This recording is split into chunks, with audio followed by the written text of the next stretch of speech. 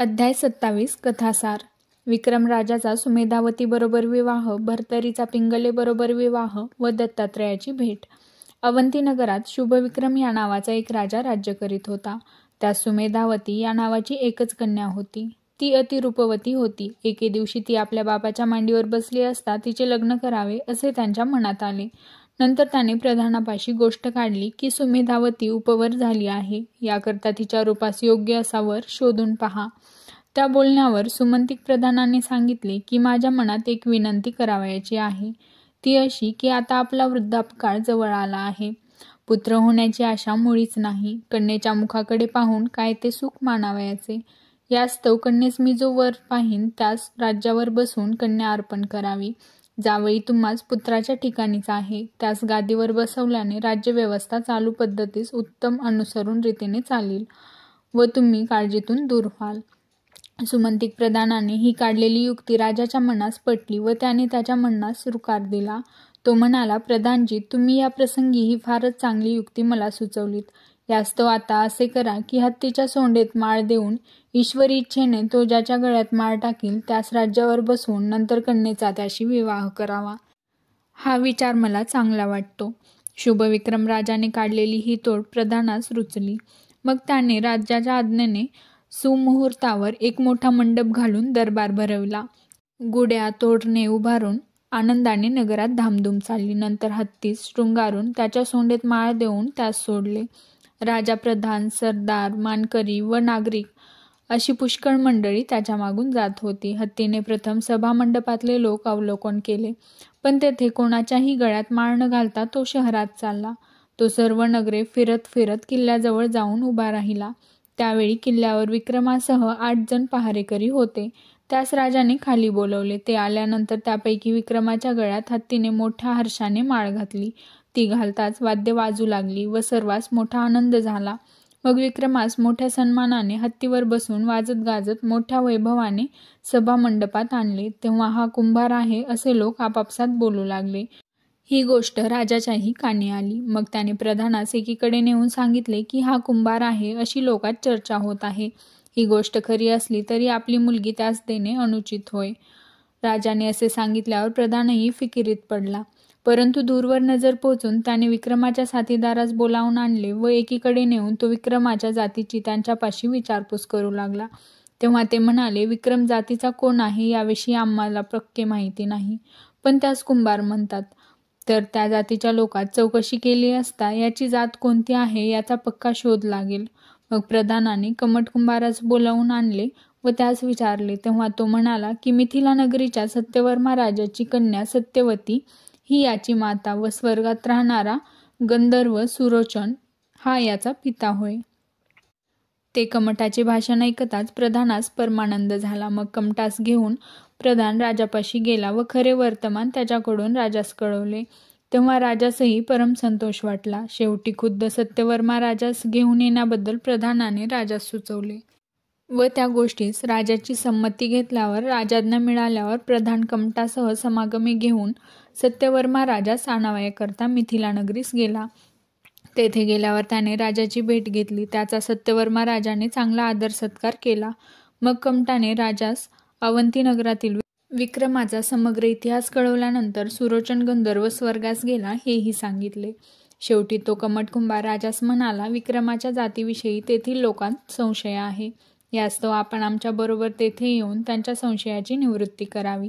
सत्यवर्मा राजाने ते सर्व ऐकून घेतल्यानंतर त्यास परमानंद झाला. त्याने स्वतः अवंतीस जाऊन आपली कन्या सत्यवती हिची भेट घेतली. तेव्हा सर्वांच्या संशयाची निवृत्ती झाली. मग विक्रमास राज्याभिषेक झाला. दानधर्म पुष्कळ करून याचक जनास संतुष्ट केले. नंतर शुभविक्रमाने आपली मुलगी सुमेधावती विक्रम राजास दिली. तो लग्न समारंभही मोठ्या थाटाचाच झाला. शेवटी सत्यवर्मा राजाने आपले सर्व राज्य विक्रमास अर्पण केले. याप्रमाणे विक्रम दोन्ही राज्यांचा राजा झाल्यानंतर भर्तरी युवराज झाला. ते दोघे एक विचाराने राज्यकारभार करीत असत. सुमंतिक प्रधानाने आपली मुलगी पिंगला ही भर्तरीस द्यावी असे मनात आणून ती गोष्ट त्याने विक्रम राजाजवळ काढली. त्याचे हे म्हणणे विक्रमाने कबूल करून लग्न नक्की केले. तेव्हा त्याच्या जातीचा प्रथम शोध करण्यासाठी एका परिटाने प्रधानास सूचना केली. त्यावरून त्याने कुंभारास विचारले असता कमटाने आपणास याची जात माहिती नाही म्हणून सांगितले. मग ही गोष्ट सत्यवतीस विचारली, परंतु तिने तो माझ्या पोटचा मुलगा नाही म्हणून कळवल्यावर प्रधानाने विक्रमास विचारले. त्यानेही सांगितले की आपल्याला जातीची मला माहिती नाही, मी त्याला आपला भाऊ मानला आहे. याप्रमाणे तिघांनी सांगितल्यानंतर प्रधानाने ही गोष्ट खुद्द भर्तरीस विचारली. तेव्हा त्याने आपला जन्मवृत्तांत त्यास निवेदन केला. मग प्रधानाने त्यास सांगितले, जर सूर्यापासून तुम्ही झाला आहात तर त्यास लग्नासाठी येथे बोलवा. तो तुमचा पिता असल्याने अगत्याने येईल. ते ऐकून भर्तरी म्हणाला, ही गोष्ट काही अवघड नाही. नंतर भर्तरीने अंगणात उभे राहून वरतोंड केले आणि सूर्याची प्रार्थना केली, जर मी तुझा मुलगा असेन तर माझ्या लग्नाकरता येथवर येऊन सर्वांच्या संशयाची निवृत्ती करावी. ती पुत्राची प्रार्थना ऐकून सूर्य मृत्यूलोकी अवंती नगरास आला. त्याने सुमंतिक प्रधानाची भेट घेतली व त्यास सांगितले, मनात काही एक संशय न आणता माझ्या भर्तरीस तू आपली मुलगी पिंगला दे. नंतर सूर्य त्यास म्हणाला, लग्नाच्या मंगल कार्यास नवरा मुलाचा बाप जवळ असावा असे तू म्हणशील तर तू त्याची काळजी बाळगू नकोस. प्रत्यक्ष देव जय जयकार करून पुष्पवृष्टी करतील. विक्रमराजाचा बाप जो सुरोचर गंधर्व त्यास सुद्धा मी लग्नाकरता येथे धाडून देईन.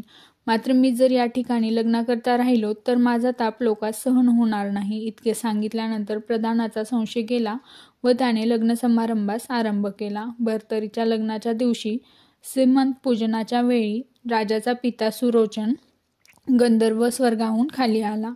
तो सत्यवतीस व विक्रमास भेटला.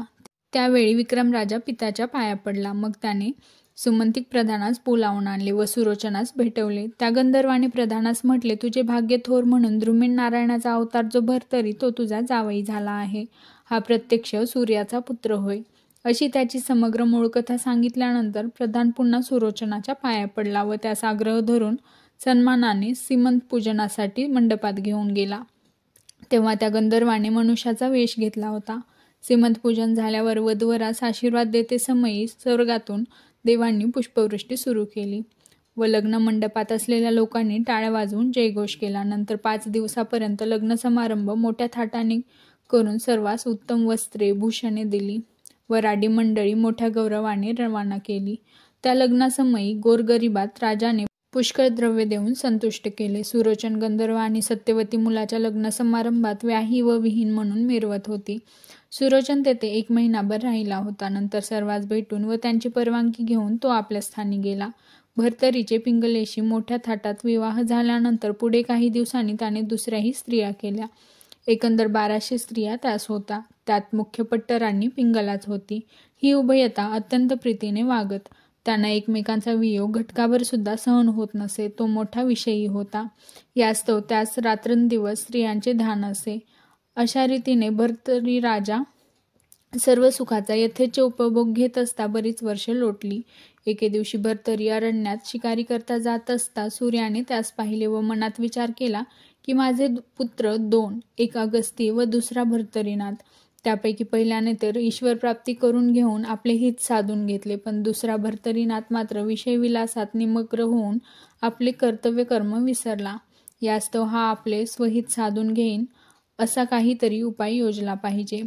मग भर्तरीचा भ्रम उडवावा आणि त्याने आपला हिताचा मार्ग पाहावा म्हणून मित्रावरुणीने पृथ्वीवर येऊन दत्तात्रयाची भेट घेतली व समग्र वर्तमान निवेदन करून आपला हेतू कळवला. तेव्हा दत्तात्रयाने सूर्यास सांगितले की भर्तरीविषयी तू काही काळजी न करता आपल्या स्थानास जा. मी त्यास नाथपंथी म्हणून त्रैलोक्यात मिरवीन. तुझा पुत्र भर्तरी हा माझ्या आशीर्वादाने चिरंजीव होईल. यापूर्वी जे भविष्य करून ठेवले आहे त्यानुसार घडून आल्या वाचून राहावयाचे नाही, परंतु तू मला आठवण करून दिलीस हे फार चांगले झाले. आता तू पुत्राविषयी काही एक काळजी न वाहता खुशाल जा. मला जसे योग्य दिसेल तसे मी करीन. इतके सांगून सूर्यास रवाना केले व दत्तात्रेय भर्तरीसोबत गुप्तपणे जाऊ लागला. भर्तरी अरण्यात शिकारीला गेला त्यावेळी अपार सेना समागमे घेतली होती. चैत्राचा महिना असल्यामुळे प्रखर उन्हाचे दिवस होते. त्या दिवशी 3रा प्रहर होऊन गेला तरी त्यास कोठे पाणी मिळेना. तहानेने ते लोक कासावीस होऊ लागले. त्यांनी बराच शोधाशोध केली पण उदकाचा पत्ता लागेना. सर्वजण व्याकुळ होऊन चौफेर पडून राहिले. राजाही पाणी पाणी करीत होता व त्याच्या घशास कोरड पडली. बोलण्याचेही अवसान राहिले नाही. अशी सर्वांची अवस्था होऊन गेली. ते पाहून दत्तात्रयाने एक मायावी सरोवर निर्माण केले. त्याच्या आजूबाजूस मोठमोठे वृक्ष होते. थंड वारा सुटलेला व तेथे पक्ष्यांचा किलकिलाट चालला होता. अशा सुंदर व रमणीय स्थानी दत्तात्रेय आश्रम बांधून राहिलेले दिसत होते. भर्तरी स्वतः अरण्यामध्ये पाण्याचा शोध करीत फिरत होताच. त्याच्या दृष्टीस हे सरोवर पडले तेव्हा तो एकटाच उदक पिण्यासाठी त्या सरोवराच्या काठी गेला व आता पाणी पिणार इतक्यात पलीकडे दत्तात्रेयाने ओरडून म्हटले, थांब थांब, उदकास स्पर्श करू नकोस. तू कोण आहेस? तुझे नाव काय? ते प्रथम मला सांग. दत्तात्रेय स्वामी पाहताच राजा चकित झाला आणि त्यास भीतीही उत्पन्न झाली. तो तोंडातून ब्रही न काढता टकटक पाहू लागला. तेव्हा दत्तात्रेयाने त्यास म्हटले की तू बोलत का नाहीस? तू कोण आहेस? तुझे आईबाप कोण? गुरु कोण? हे मला सांग व मग पाणी पी. ते भाषण ऐकून भर्तरी दत्तात्रेयाच्या पाया पडला. नंतर त्याने आपली सविस्तर हकीकत त्यास सांगितली व अजूनपर्यंत गुरु केला नाही असे सांगितले. तेव्हा दत्तात्रेयाने त्यास सांगितले की ज्या अर्थी अद्याप पावित्र्य तू गुरु केला नाहीस त्या अर्थी तू अपवित्र आहेस, म्हणूनच तुला अजून कोणी गुरु मिळाला नाही. याकरता तू उदकास शिवू नकोस. शिवशील तर हे सर्व पाणी आटून तळे कोरडे पडेल व मग मला राग येईल. त्याने करून तू नाहक भस्म होऊन जाशील. अशा प्रकारे दत्तात्रेयाने भर्तरीचा धिक्कार केल्यानंतर तो स्वामीच्या पाया पडून प्रार्थना करू लागला की महाराज, माझा प्राण तृषेने जाऊ पाहतो आहे. आपण अनुग्रह करून मला उदक पाजावे. त्यावर दत्तात्रेयाने सांगितले की माझ्या अनुग्रहास तू योग्य नाहीस. शंकर, ब्रह्मदेव माझ्या अनुग्रहासाठी खेपा घालतात. असे असता तू माझा अनुग्रह करावयास कसा सांगतोस? ही गोष्ट घडेल तरी कशी? हे ऐकून भर्तरी म्हणाला, हे कसेही असो, तुम्ही कृपाळू आहात, दयावंत आहात. कृपा करून मला उदक पाजावे व माझे प्राण वाचवावे. तेव्हा दत्तात्रेयाने त्यास सांगितले की तू म्हणतोस तर मी तुला अनुग्रह देतो, पण तू 12 वर्षापर्यंत तपश्चर्या करून अनुग्रह घेण्यास तयार हो. त्यावर राजा म्हणाला, सध्याच माझा प्राण जात आहे, मग 12 वर्ष कोणी पाहिली आहेत? दत्तात्रेयाने त्यास समजावून सांगितले की तू मनाचा निग्रह करून संकल्प सोड, म्हणजे मी तुला उदक पाजतो. पण पुन्हा संसाराची आशा धरता कामा नये व अगदी विरक्त होऊन राहिले पाहिजे. या सर्व गोष्टी तुला पत्करत असल्या तर पहा. ते भाषण ऐकून राजा कुंठित होऊन विचार करत बसला. त्याने शेवटी पोक्त विचार करून दत्तात्रेयास सांगितले की अजून प्रपंचातून मी मुक्त झालो नाही. गया वर्जन करून पितृऋणात मुक्त होईन, तसेच कांतेस पुत्र झाल्यावर तिच्या ऋणातून मुक्त होईन. पुत्राचे लग्न झाल्यावर त्याच्या ऋणातून मुक्त होईन. ही सर्व ऋणे अद्यापपर्यंत जशीच्या तशी कायम आहेत. यास्तव आणखी 12 वर्षे मला संसार करण्याची मोकळीक द्यावी. मग दत्तात्रेयाने भर्तरीचे म्हणणे कबूल केले व त्यास पाणी पिण्यास अनुग्रह दिला. त्याच्या मस्तकावर आपला वरदहस्त ठेवून कानात मंत्र सांगितला आणि आपण दत्तात्रेय आहो असे सांगून त्यास ओळख दिली. नंतर ते माईक सरोवर अदृश्य करून आपणही गुप्त झाला. पाण्या वाचून सर्व तळमळत असल्यामुळे इतकी खटपट करून व्यर्थ असे भर्तरी वाटून त्याने श्री दत्तात्रेयाची प्रार्थना केली. मग दत्तात्रेयाने भोगावतीचे उदक आणून सर्वांस पाजले. कामधेनूपासून अन्न निर्माण करविले. शेवटी राजा सैन्यासह भोजन करून व पाणी पिऊन तृप्त झाल्यावर दर्शन घेऊन आपल्या नगरास गेला. इतक्यात दत्तात्रेय भोगावतीस व कामधेनूस रवाना करून आपणही निघून गेले. ओम चैतन्य गोरक्षनाथाय नमः.